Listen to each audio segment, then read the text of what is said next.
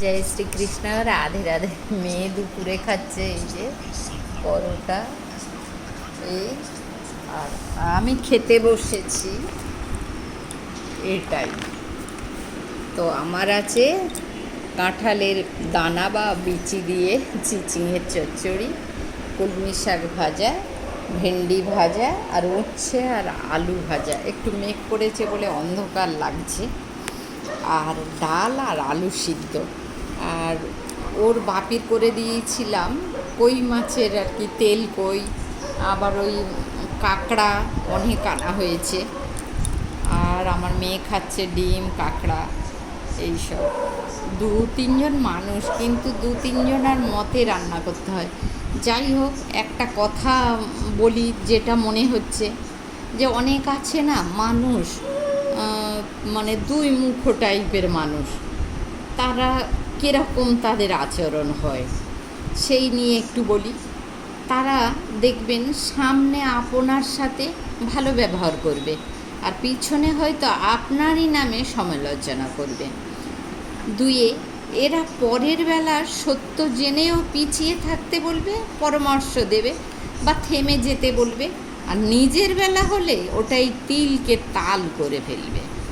সিয়ে, দুমুখো মানুষরা সত্য কথা নিতে পারে না, কারণ এরা বোধহয় সত্যবাদী হতেই পারে না। নিজেরা যেরম হবে মানুষকে সেরমই ভাববে। তারা যার কাছে যেমন তার কাছে তেমন সাজতে পারে। দুমুখো মানুষরা স্বার্থ অনুযায়ী তারা কথা বলতে থাকে। ডি, এরা নিজেদের দোষ দেখতে পারে না, আবার পরে একটুখানি দোষ করলে তিলকে তাল করতে ছাড়ে না। ই, এরা একজনের কাছে একরকম কথা বলে, অন্যজনের কাছে আর এক রকমের কথা বলে। এফ, নিজের স্বার্থের জন্য এরা ভালো সাজার অভিনয়টা ভালো পারে। সত্য জানলেও নিজের সুবিধা মতো এরা কথা বলতে পটু। এইগুলোই আর কি কটা কারণ বললাম, যেটা যখন মনে আসে বন্ধুরা তখন সেটাই বলতে থাকি। যদি ভালো লাগে কথাগুলো, একটু লাইক, কমেন্ট, শেয়ার করে দিতে পারেন। রাখলাম, ভালো থাকবেন, সুস্থ থাকবেন। পিতামাতার চরণে প্রণাম জানিয়ে, বন্ধুদের শ্রদ্ধা সম্মান জানিয়ে, ছোট্টদের আদর ও ভালোবাসা জানিয়ে এখানেই শেষ করলাম আমার বচনখানি। আমি সত্য ছাড়া মিথ্যা বলতে পারি না।